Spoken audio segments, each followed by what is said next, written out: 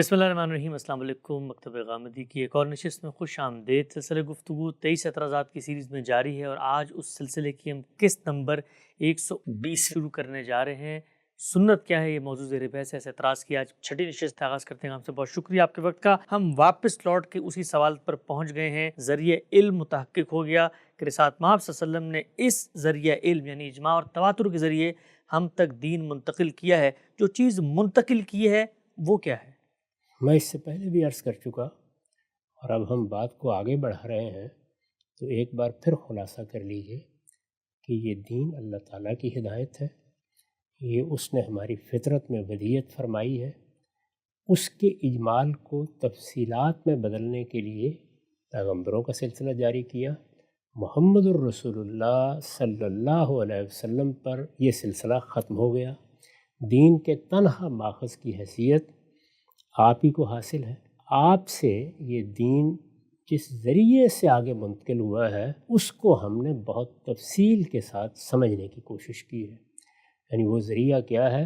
علم و عامہ، دوسری تعبیر نقل الکافہ، اور عام طور پر یہ وہی ذریعہ ہے جسے اجماع اور تواتر کہا جاتا ہے۔ میں نے اپنی کتاب میں جہاں یہ بحث کی ہے وہاں اب اس بات کو پایہ تکمیل تک کس طرح پہنچایا ہے اس کو سب سے پہلے سن لیجیے۔ میں نے یہ لکھا ہے کہ یہ دین حق یعنی وہی جسے ہم اسلام کہتے ہیں، اس کے ماخذ کی تفصیل ہم اس طرح کرتے ہیں کہ رسول اللہ صلی اللہ علیہ وسلم سے یہ دین آپ کے صحابہ کے اجماع اور قولی و عملی تواتر سے منتقل ہوا۔ اب تک ہم اتنی ہی بات پڑھ رہے تھے، اسی کو سن رہے تھے، یہی زیر بحث تھی۔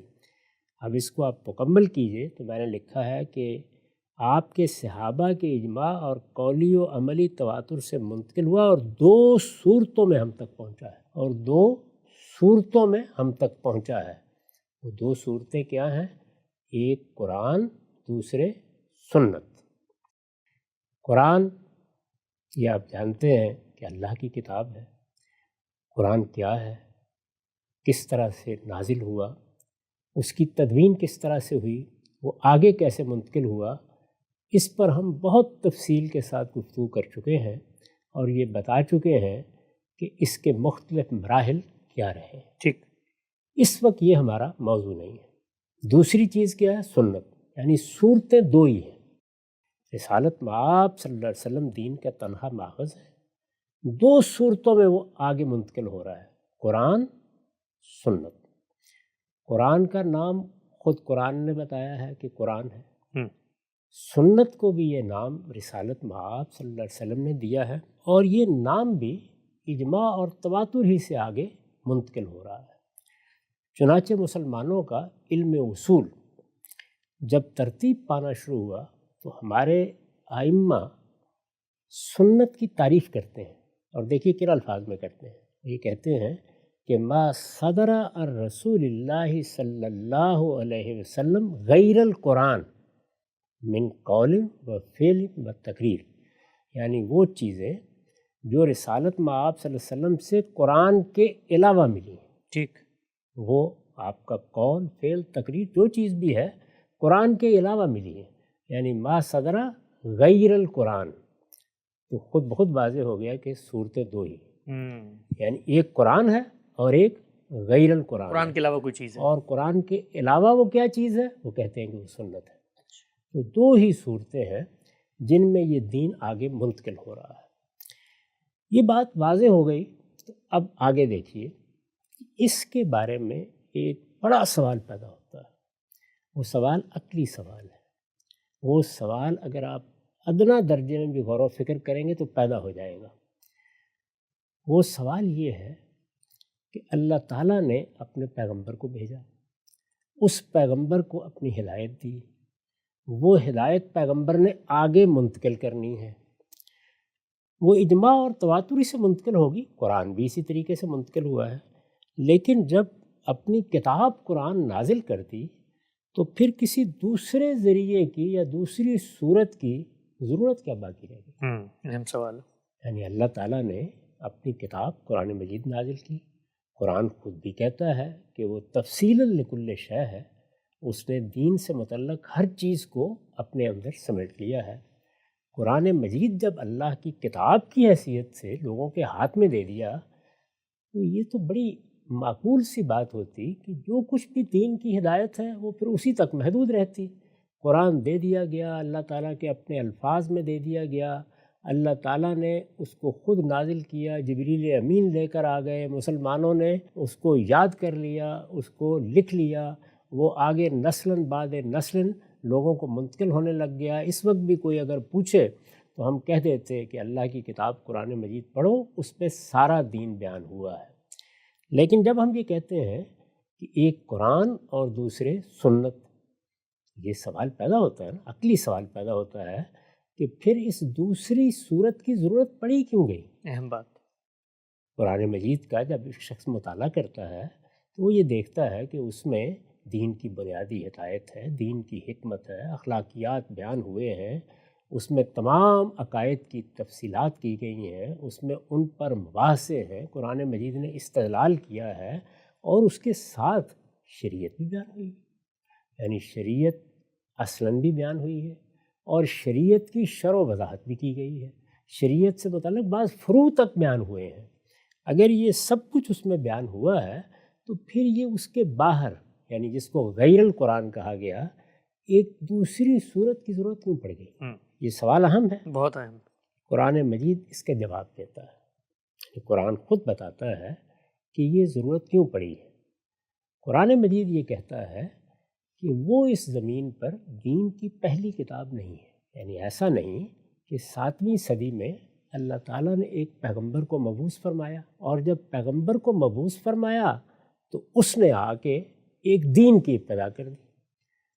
آپ نے دیکھا ہوگا کہ بالعموم لوگ یہ کہہ بھی دیتے ہیں اسلام 14 صدی پہلے آیا تھا، یہ بات بھی کہہ دیتے ہیں کہ اسلام کے بانی محمد الرسول اللہ صلی اللہ علیہ وسلم ہے۔ قرآن اس پورے مقدمے کی تردید کرتا ہے، وہ یہ کہتا ہے کہ ایسا نہیں ہے، اللہ تعالیٰ کا دین پہلے دن آ گیا تھا، یعنی جب آدم علیہ السلام کو پیدا کیا گیا تو اللہ تعالیٰ نے جو دین ان کی فطرت میں ودیت کیا تھا اسی کی رہنمائی میں انہوں نے زندگی کی ابتدا نہیں کی، اس کے ساتھ ہی ان کو پیغمبر بنا دیا گیا۔ ٹھیک، یہ دین پہلے دن دیا گیا، یہ سب پیغمبروں کا دین ہے، یہی دین ہمیشہ سے اللہ تعالیٰ کی طرف سے نازل ہوا، اسی دین کو جبریل امین لے کر آتے رہے۔ قرآن اس کی پہلی کتاب نہیں ہے، یہ اس کی آخری کتاب ہے، اور محمد الرسول اللہ صلی اللہ علیہ وسلم اس دین کے پہلے پیغمبر نہیں ہیں، یا دوسرے یا تیسرے پیغمبر نہیں ہیں، وہ اس کے آخری پیغمبر ہیں۔ ٹھیک، اس کا مطلب یہ ہوا کہ اس دنیا کی ابتدا ہزاروں سال پہلے جب ہوئی، اس وقت سے لے کر اللہ تعالیٰ کی طرف سے ایک ہی دین دیا گیا۔ اس کو قرآن بیان کرتا ہے، وہ یہ کہتا ہے کہ اس طرح نہیں ہوا کہ اللہ تعالیٰ مختلف اوقات میں مختلف ادیان نازل کرتا رہا، بلکہ اس کے نزدیک اور اس کی طرف سے ایک ہی دین نازل کیا گیا، اور وہ اس کے نزدیک کیا ہے؟ وہ اسلام ہے۔ اس کو سورہ آل عمران میں اس طرح بیان کیا کہ ان الدین عند اللہ الاسلام، اللہ کے نزدیک دین صرف اسلام ہے، اور وَمَن یبتغِ غیر الاسلام دینا فلن یقبل منہ، یعنی ابتدا سے لے کر انتہا تک اگر اسلام کے سوا کوئی دین تلاش کیا جائے گا تو وہ قیامت میں اللہ تعالیٰ قبول نہیں فرمائیں گے۔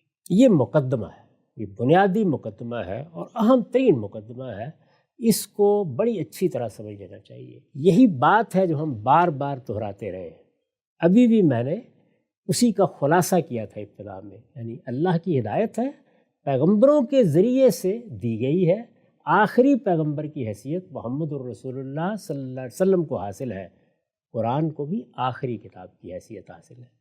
جب قرآن آخری کتاب ہے اور محمد الرسول اللہ صلی اللہ علیہ وسلم آخری پیغمبر ہیں تو اس سے پہلے دین کی روایت موجود ہونی چاہیے نا، یعنی یہ تو نہیں ہو سکتا نا کہ لوگ بالکل ہی اس سے ناواقف ہو گئے ہیں۔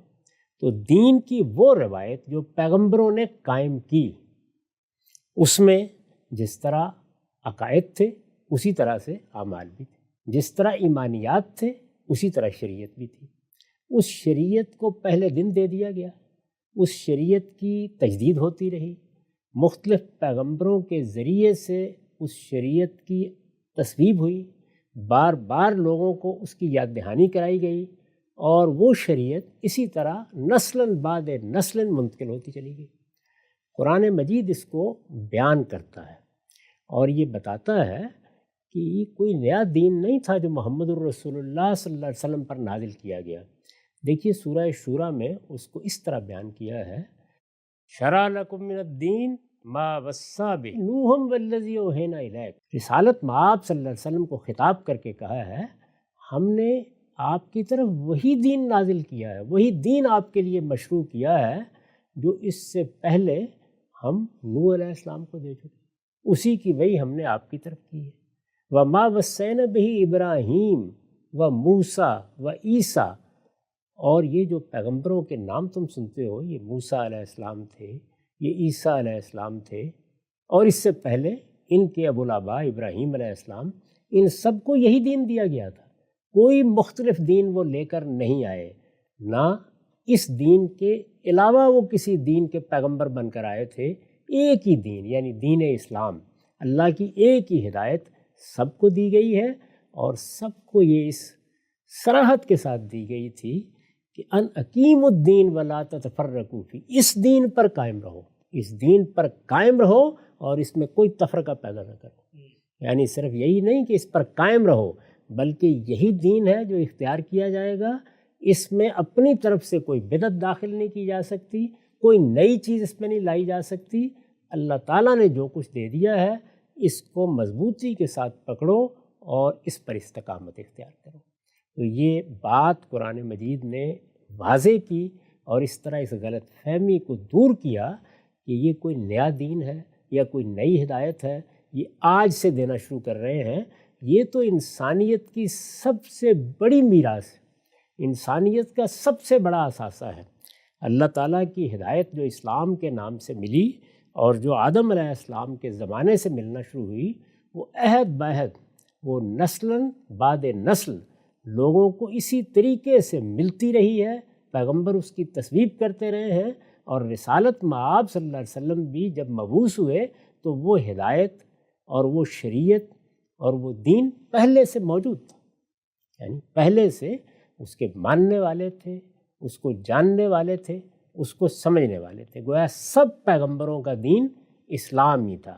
یہ یہودیت، یہ نصرانیت، یہ اسلام کے فرقے ہیں، قرآن مجید اس کو بڑی وضاحت کے ساتھ بیان کرتے ہیں۔ ٹھیک۔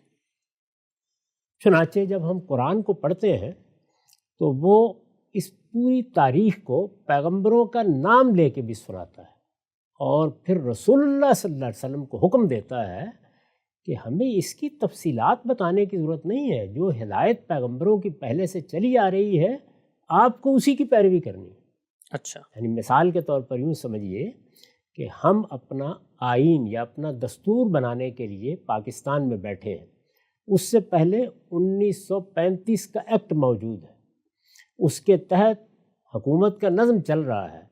تو اگر ہم اپنے آئین میں یہ کہتے ہیں کہ یہ آئین تو ہم بنا رہے ہیں، لیکن جو کچھ اس سے پہلے 1935 کے ایکٹ میں بیان کیا جا چکا ہے آپ کو اس کی پیروی کرنی ہے، اب اس کی تفصیلات کو اس کا حصہ بنانے کی ضرورت باقی نہیں۔ اگلی بات، ٹھیک، یعنی وہ تو اصل میں ایک مانی ہوئی بات ہے، پہلے سے موجود چیز ہے، اس کی طرف اشارہ کر کے بتا دیا گیا کہ اس کی پیروی کی جائے گی۔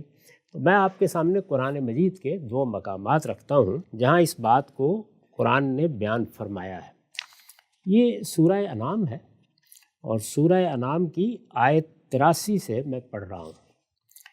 یہ قرآن کا ایک اقتباس ہے جس میں وہ ساری بات جو میں نے ابھی تک آپ کے سامنے رکھی ہے خود اللہ تعالیٰ نے بیان فرما دی ہے۔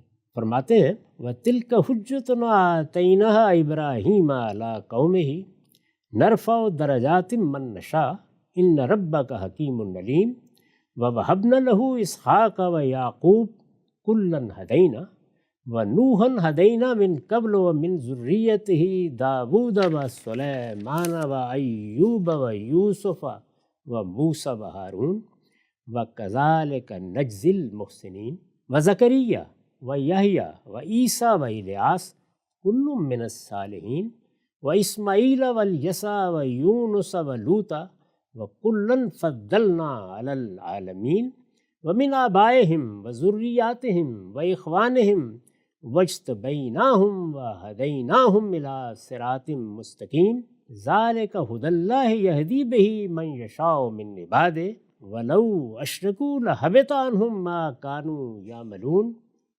اولئک الذین آتیناہم الکتاب والحکم والنبوۃ فإن یکفر بها ہؤلاء فقد وکلنا بها قوما لیسوا بها بکافرین اولئک الذین ھدی اللہ فبہداہم اقتدی قل لا اسألکم علیہ اجرا ان هو الا ذکری للعالمین۔ یہ میں نے آیت 90 تک پڑھا ہے، 83 سے 90 تک۔ ترجمہ یہ ہے، یہ تھی ہماری وہ حجت جو ہم نے ابراہیم کو عطا فرمائی۔ اس سے پہلے اس حجت کا ذکر ہوا ہے۔ یہ تھی ہماری وہ حجت جو ہم نے ابراہیم کو عطا فرمائی کہ اپنی قوم پر قائم کرے۔ ہم جس کو چاہتے ہیں اس کے درجے پر درجے بلند کر دیتے ہیں۔ حقیقت یہ ہے کہ تمہارا پروردگار حکیم و علیم ہے، یعنی ابراہیم سے بات شروع کی۔ پھر یہی نہیں، ہم نے ابراہیم کو اسحاق اور یعقوب عنایت فرمائے، ان میں سے ہر ایک کو ہم نے ہدایت بخشی، یعنی وہی ہدایت۔ اس سے پہلے یہی ہدایت ہم نے نوح کو بخشی تھی، اور ابراہیم کے بعد اس کی ذریت میں سے داؤد، سلیمان، ایوب، یوسف، موسیٰ اور ہارون کو بھی۔ ہم نیکوکاروں کو اسی طرح صلہ دیا کرتے ہیں، اور زکریا، یحییٰ، عیسیٰ اور الیاس کو بھی، یہ سب نیکوکاروں میں سے تھے، اور اسماعیل، یسع، یونس اور لوط کو بھی۔ ان میں سے ہر ایک کو ہم نے دنیا والوں پر فضیلت عطا فرمائی تھی، یعنی اسی طرح انتخاب کیا تھا اور اپنی ہدایت ان کے ذریعے سے پہنچائی تھی۔ نیز ان کے آباء و اجداد، ان کی اولاد اور ان کے بھائی بندوں کو بھی ہم نے اپنی ہدایت سے نوازا، ان کو برگزیدہ کیا، اور اسی صراط مستقیم کی طرف ان کی رہنمائی فرمائی تھی۔ یہ دین کیا ہے؟ اللہ کی بنائی ہوئی صراط مستقیم، سیدھی راہ، یہ اللہ کی ہدایت ہے۔ یعنی یہ دیکھیے، دین کی پوری تاریخ بیان کر دی ہے، یہ اللہ کی ہدایت ہے۔ اپنے بندوں میں سے وہ جسے چاہتا ہے اپنے قانون کے مطابق اس سے سرفراز فرماتا ہے، لیکن اگر کہیں یہ لوگ بھی شرک میں مبتلا ہو گئے ہوتے تو ان سب کا کیا کرایا ان سے اکارت ہو جاتا۔ یعنی یہ متربع کیا ہے کہ وہ ٹھیک توحید پر قائم رہے اور اسی صراط مستقیم کی دعوت دیتے رہے۔ یہی لوگ تھے جنہیں ہم نے کتاب اور حکم اور نبوت عطا کی تھی۔ سو تمہارے یہ مخاطبین اس کا انکار کریں گے تو کچھ پرواہ نہیں کہ ہم نے یہ نعمت کچھ اور لوگوں کے سپرد کر دی ہے جو اس کے منکر نہیں ہوں گے۔ علم نبوت کے جن حاملین کا ہم نے ذکر کیا ہے، سب پیغمبروں کا ذکر کیا ہے، وہی تھے جو اللہ کی طرف سے ہدایت یافتہ تھے۔ اب دیکھیے کیا کہا، سو انہی کے طریقے کی پیروی۔ اچھا، فبہداہم اقتدی، یعنی جو طریقہ انہوں نے اپنے پیچھے چھوڑا ہے، جو سنت انہوں نے قائم کی ہے، دین کی جو ہدایت وہ دنیا کو دے کر گئے ہیں، اے پیغمبر آپ کو بھی اسی کی پیروی کرنی ہے۔ سو انہی کے طریقے کی پیروی کرو۔ ان لوگوں سے البتہ کہہ دو کہ میں اپنی اس دعوت پر تم سے کوئی صلہ نہیں چاہتا، کہ نہیں مانو گے تو میرا کوئی نقصان ہو جائے گا۔ یہ تو محض ایک یاد دہانی ہے تمام دنیا والوں کے لیے۔ فبہداہم اقتدی، یہ حکم دیا گیا کہ یہ پیغمبر ہیں، ان کو اللہ نے اپنی ہدایت کے لیے منتخب کیا تھا، ان کے ذریعے سے یہ دین دیا گیا تھا۔ یہ نوح سے لے کر تمہارے زمانے تک جتنے پیغمبر آئے ہیں سب کا دین تھا، سب صراط مستقیم پر تھے، اسی ہدایت، اسی دین کی اب آپ کو بھی پیروی کرنی ہے، یہ حکم دیا گیا۔ اب ذرا رسالت مآب صلی اللہ علیہ وسلم کے زمانے میں آ جائیے، یعنی پیغمبروں کی ایک فہرست پوری بتا دی ہے۔ رسالت مآب صلی اللہ علیہ وسلم کی بعثت کہاں ہوئی؟ عرب میں ہوئی۔ قرآن مجید عرب کی پوری تاریخ سناتا ہے اور یہ کہتا ہے کہ یہ وہ خطہ ہے جس کا ہم نے انتخاب کیا تھا۔ ہم نے اپنے بندے ابراہیم کو، یعنی ان پیغمبروں کے ابو الآباء، ہم نے اپنے بندے ابراہیم کو یہ کہا تھا کہ یہاں بیت اللہ کی تعمیر نو کریں۔ اس نے یہ تعمیر کی، پھر اپنے بیٹے کو یہاں آباد کیا اور یہ کہا کہ میں اس وادی غیر ذی زرع میں آباد کر رہا ہوں، اب یہ لوگ یعنی میری اولاد اس گھر کی حفاظت کرے گی، اس کو شرک سے پاک رکھے گی اور اس کو ان لوگوں کے لیے ہمیشہ تیار رکھے گی جو یہاں نماز کے لیے آئیں، اعتکاف کے لیے آئیں، طواف کے لیے۔ یعنی یہ پوری بات قرآن نے خود سنائی ہے اور یہ بتا دیا ہے کہ اس طرح سے اس سرزمین عرب میں اللہ کا دین پہنچا تھا۔ یعنی سرزمین عرب میں یہ دین کیسے پہنچا؟ ابراہیم علیہ السلام کے ذریعے سے۔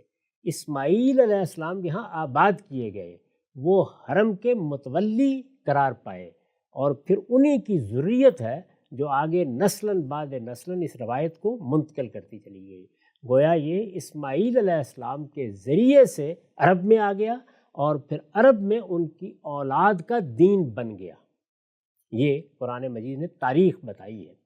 یہ سب بتانے کے بعد اب ظاہر بات ہے کہ رسالت مآب صلی اللہ علیہ وسلم کی بعثت سے پہلے جس قوم میں آپ پیدا ہوئے، یہ سوال ہوگا نا وہ قوم کیا ہے؟ جی، تو وہ یہ بتاتا ہے کہ یہ وہی قریش ہے، یہ وہی بنی اسماعیل ہے، یہ اصل میں ابراہیمی کی اولاد ہے۔ یہی بات خود رسالت مآب صلی اللہ علیہ وسلم کی قوم کے لوگ بھی کہتے تھے۔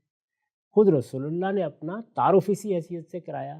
تو عرب میں آ کے پھر ظاہر ہے کہ یہ دین یعنی انبیاء کا دین یہ ابراہیم کا دین کہلانے لگا۔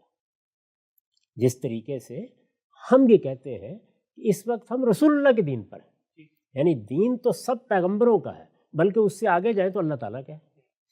تو یہ اصل میں قریبی نسبتیں ہوتی ہیں جو بعض اوقات اختیار کر لی جاتی ہیں۔ اسلام کس کا دین ہے؟ اللہ کا۔ ایک دوسری تعبیر، اسلام کس کا دین ہے؟ ہمارے ابو الآباء آدم کا۔ اسلام کس کا دین ہے؟ تمام پیغمبروں کا۔ اسلام کس کا دین ہے؟ ابراہیم علیہ السلام کا۔ اسلام کس کا دین ہے؟ محمد الرسول اللہ صلی اللہ علیہ وسلم کا۔ یہ سنا ہوگا آپ نے کہ جمعے کے خطبوں میں ہم یہ کہتے ہیں کہ اللہم انصر من نصر الدین محمد، پروردگار ان کی مدد کر جو اللہ کے دین کی مدد کریں، لیکن وہاں اللہ کا دین نہیں کہا، محمد کا دین، یعنی اصل میں تو اللہ ہی کا دین ہے۔ تو ان نسبتوں کے ساتھ بعض موقعوں پر ہم مختلف تعبیریں اختیار کر لیتے ہیں۔ تو عرب میں اس دین کو یعنی رسالت مآب صلی اللہ علیہ وسلم کی بعثت سے پہلے اس دین کو ابراہیم علیہ السلام کی دی ہوئی ہدایت، ابراہیم علیہ السلام کی لائی ہوئی ہدایت سے موسوم کیا جاتا ہے عام طور پر۔ چنانچہ ایک تعبیر خود قرآن نے اختیار کی، وہ تعبیر کیا ہے؟ وہ ہے ملت ابراہیم۔ ملت یعنی طریقہ۔ اچھا، ملت کا لفظ ہمارے ہاں تو اور مفہوم میں بھی استعمال ہوتا ہے، طریقہ، ابراہیم کا طریقہ۔ ابراہیم کا طریقہ یا ابراہیم کا دین، خود دین کے معنی بھی طریقے ہی کے ہیں، یہ مختلف الفاظ ہیں، ان کے معنی میں کوئی فرق نہیں ہے۔ تو ملت ابراہیم اس کو قرآن نے کہا کہ یہ ابراہیم کا طریقہ ہے۔ اب یہ ملت ابراہیم، یہ ابراہیم کا طریقہ ہے جس کا حوالہ دے کر پھر قرآن مجید نے اسی حکم کو دہرایا ہے۔ یہاں کیا حکم تھا جو میں نے آپ کو سورہ انعام کی آیات میں سنایا کہ یہ پیغمبر ہیں، یہاں سب پیغمبروں کا ذکر ہے، ابراہیم علیہ السلام سے پہلے کا بھی، ابراہیم علیہ السلام کا بھی اور ان کے بعد کا بھی، سب کا ذکر کر کے کہا فَبِہُدَاهُمْ اقْتَدِیٰ، ان کی ہدایت کی پیروی کرو گے۔ ابراہیم علیہ السلام کے ساتھ نسبت کے بعد اب یہ ملت ابراہیم یعنی وہی دین، کوئی فرق نہیں، دین ابراہیمی کہہ لیجئے، ملت ابراہیم کہہ لیجئے، ابراہیم کا طریقہ کہہ لیجئے، یہ ہے جس کو اسی حکم کے ساتھ پھر ایک مرتبہ بیان فرمایا ہے۔ اور دیکھیے کہ جس طریقے سے وہاں یہ کہا تھا کہ فَبِہُدَاهُمْ اقْتَدِیٰ، یہاں کیا فرمایا؟ یہ سورہ نحل ہے۔ سورہ نحل کی جو آیات میں آپ کے سامنے رکھ رہا ہوں یہ 120 سے شروع ہوتی ہیں اور 123 تک میں ان کو پڑھ رہا ہوں۔ ارشاد فرمایا ہے ان ابراہیم کان امۃ قانتا للہ حنیفا ولم یک من المشرکین شاکرا لانعمہ اجتباہ وہداہ الی صراط مستقیم۔ دیکھیے بالکل وہی لفظ وآتینہ فی الدنیا حسنہ وانہ فی الآخرۃ لمن الصالحین ثم اوحینا الیک ان اتبع ملت ابراہیم حنیفا وما کان من المشرکین۔ ترجمہ سنیے، اپنے اوہام کو یہ ابراہیم کی طرف منسوب نہ کریں، یعنی جو مخاطبین ہیں قریش کے لوگ، رسالت مآب صلی اللہ علیہ وسلم کی قوم، انہوں نے دین میں بہت سی بدعتیں داخل کر لی، بہت سی چیزیں اپنی طرف سے شامل کر لی ہیں، وہ ان کے اوہام ہیں۔ جس طرح سے ہم بعض چیزیں ایجاد کر لیتے ہیں، قرآن مجید نے ان اوہام کی تردید کی اور یہ کہا کہ ابراہیم کی طرف انہیں منسوب نہ کرو۔ حقیقت یہ ہے کہ ابراہیم اپنی جگہ ایک الگ امت تھا، اپنی جگہ ایک الگ امت تھا۔ دیکھیے میں نے اس کی وضاحت کی ہے، مطلب یہ ہے کہ نہ وہ یہودی تھا نہ نصرانی، بلکہ ان سے الگ اپنی ایک خاص حیثیت رکھتا تھا، اور محض ایک فرد نہیں بلکہ ایک ایسی شخصیت تھا جس سے خدا کے دین کی عالمی شہادت کے لیے ایک عظیم امت وجود میں آئی۔ یہ ابراہیم کا تعارف کرایا۔ حقیقت یہ ہے کہ ابراہیم اپنی جگہ ایک الگ امت تھا، اللہ کا فرما بردار اور یکسو، اور وہ مشرکوں میں سے نہیں تھا۔ یعنی مخاطبین چونکہ دین میں شرک داخل کر چکے ہیں تو خاص طور پر تردید کی۔ وہ اس کی نعمتوں کا شکر ادا کرنے والا تھا، اللہ نے اس کو برگزیدہ کیا اور اس کی رہنمائی ایک سیدھی راہ صراط مستقیم کی طرف فرمائی تھی۔ ہم نے اس کو دنیا میں بھی بھلائی عطا کی اور آخرت میں بھی وہ یقیناً صالحین میں سے ہوگا۔ یہ اب سرزمین عرب میں اس دین کی تاریخ بیان کر دی۔ پھر یہی وجہ ہے، یعنی تاریخ بیان کر کے فرمایا پھر یہی وجہ ہے کہ ہم نے تمہاری طرف وحی کی، یعنی جب تمہاری بعثت ہوئی، رسالت مآب صلی اللہ علیہ وسلم کو خطاب کر کے کہا جب تمہاری بعثت ہوئی تو ہم نے تمہاری طرف وحی کی۔ کیا وحی کی؟ ان اتبع ملت ابراہیم حنیفہ، کہ اسی ابراہیم کے طریقے کی پیروی کرو جو بالکل یکسو تھا اور مشرکوں میں سے نہیں۔ نہیں، رسول اللہ کو کہا گیا، رسول اللہ صلی اللہ علیہ وسلم کو کہا گیا۔ تو رسول اللہ صلی اللہ علیہ وسلم اس بات کے پابند کیے گئے کہ جو اس سے پہلے پیغمبروں کی ہدایت ہے آپ اسی پیغمبروں کی ہدایت کی پیروی کریں گے، اسی پر قائم ہوں گے، اسی کے مطابق لوگوں کو دین کی دعوت دیں گے۔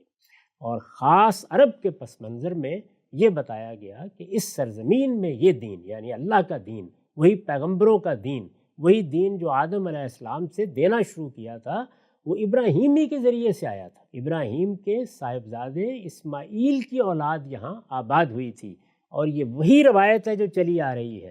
اور ہم نے جب اے پیغمبر یعنی محمد الرسول اللہ صلی اللہ علیہ وسلم کو خطاب کر کے کہا، اور ہم نے اے پیغمبر جب آپ کو یہاں مبعوث کیا ہے پیغمبر کی حیثیت سے، تو ساتھ ہی وہی کر دی تھی کہ ابراہیم کے طریقے کی پیروی کرنی۔ ٹھیک، تو گویا ابراہیم کا طریقہ، ابراہیم نے کیا دین دیا تھا، اس کی کیا روایت تھی، یا اس سے پہلے انبیاء علیہم السلام کا دین اور طریقہ، اللہ کا دین اسلام، وہ جس صورت میں موجود تھا اس میں اصلاح کی ضرورت تو تھی، کچھ بدعتیں ضرور داخل کر دی گئی تھیں، لیکن وہ دین اپنی شان کے ساتھ نسلاً بعد نسلاً منتقل ہو رہا تھا۔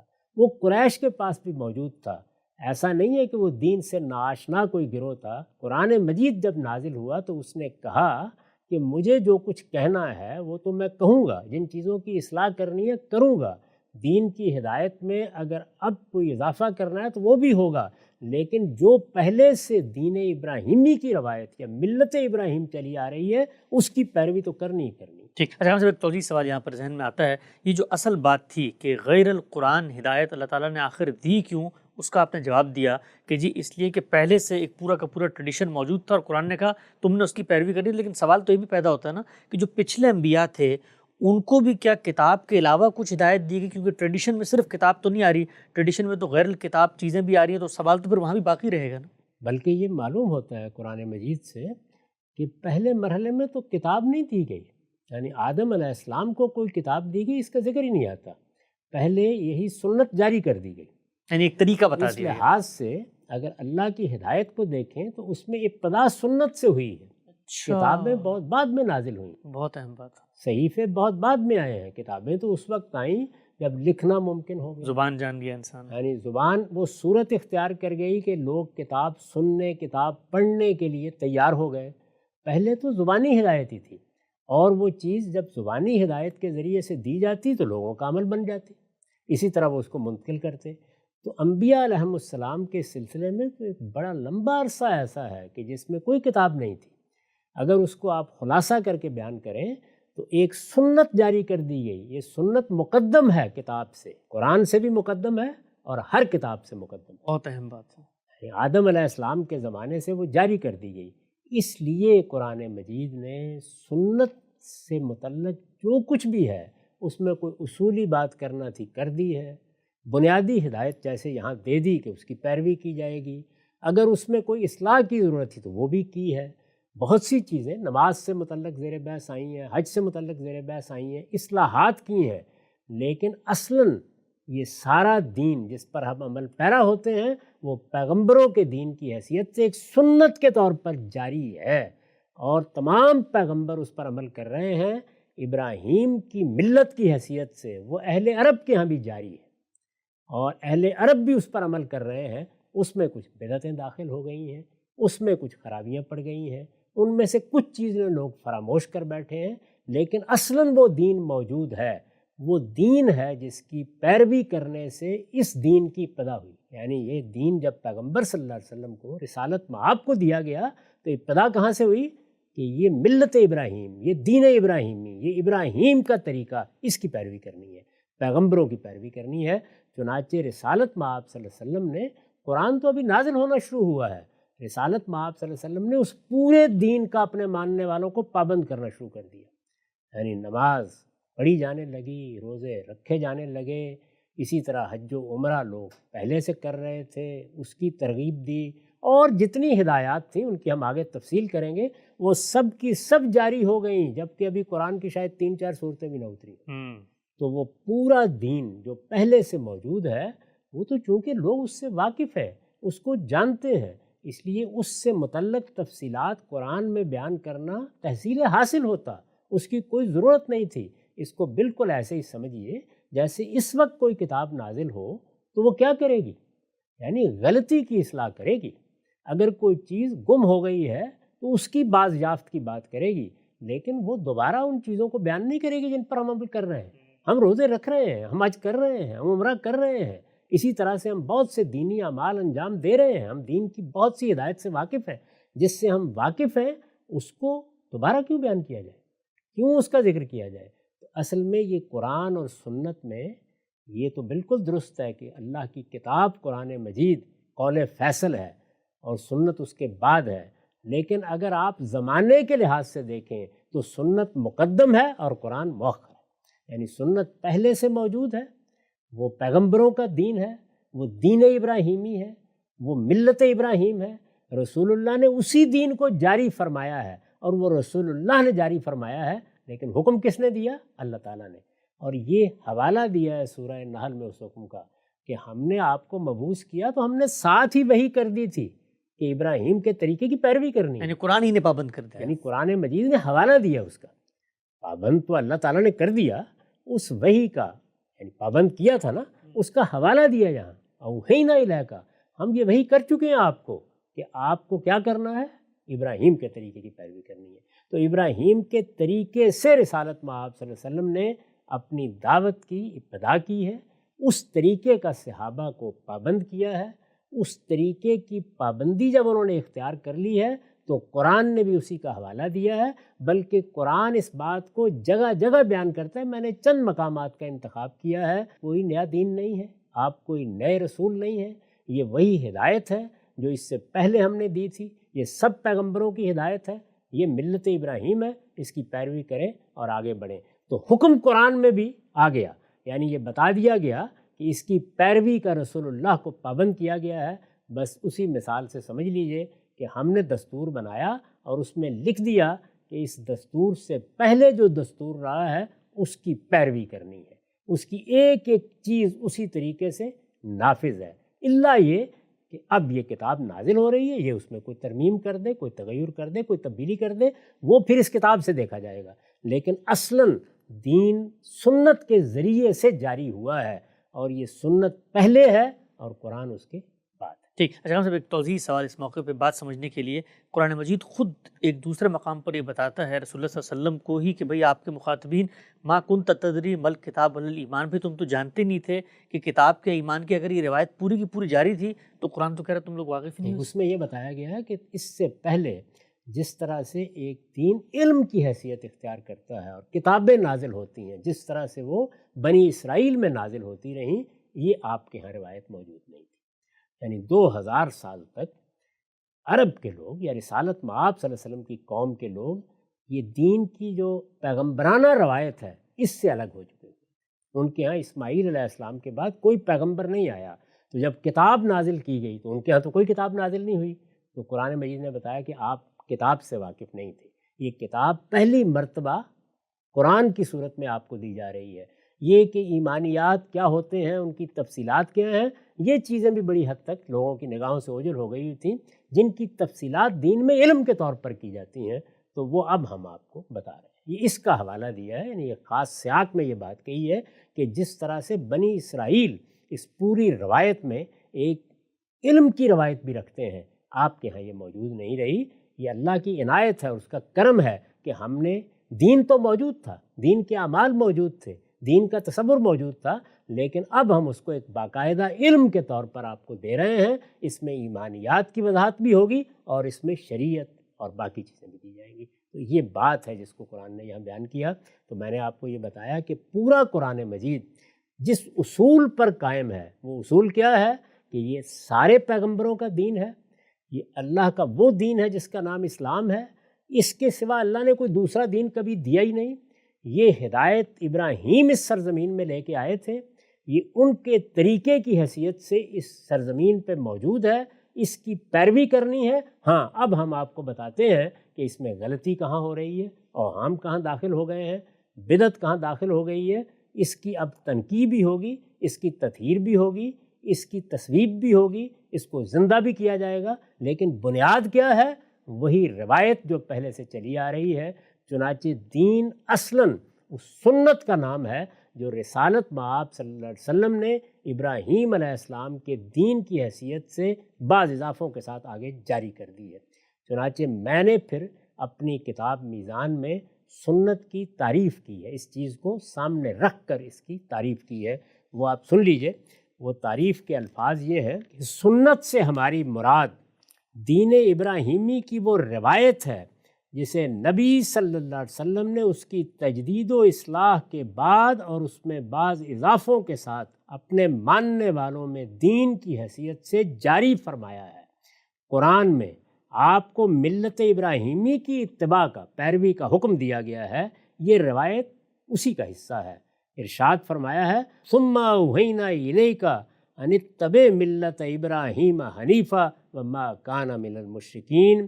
پھر یہی وجہ ہے کہ ہم نے تمہاری طرف وحی کی کہ اسی ابراہیم کے طریقے کی پیروی کرو جو بالکل یکسو تھا اور مشرکوں میں سے نہیں تھا.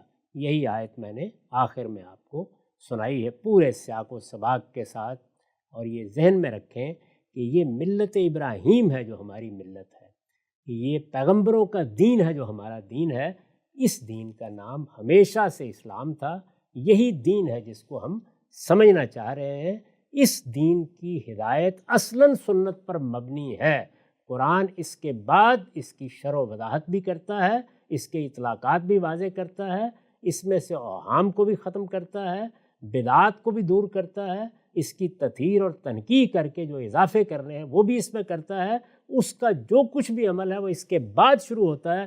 سنت پہلے ہے، یعنی زمان کے لحاظ سے، ترتیب کے لحاظ سے، اور قرآن اس کے بعد. ایسا جو کچھ رسول اللہ صلی اللہ علیہ وسلم نے قرآن کے علاوہ ہمیں دیا وہ سنت ہے. سنت دین ابراہیمی کی روایت ہے جس کی پیروی کا حکم خود رسالت محمد صلی اللہ علیہ وسلم کو اللہ تعالیٰ نے دیا. کیا اس بنیادی دعوے کو ہمارا ماضی کا علم بھی سپورٹ کرتا ہے؟ وہ کیا کہتے ہیں؟ ہماری امت کی علمی روایت اس بات، اس مقدمے اور اس کے پس منظر سے متفق ہے. سلسلہ گفتگو کو آگے بڑھائیں گے، وقت یہاں پہ ختم ہوتا ہے.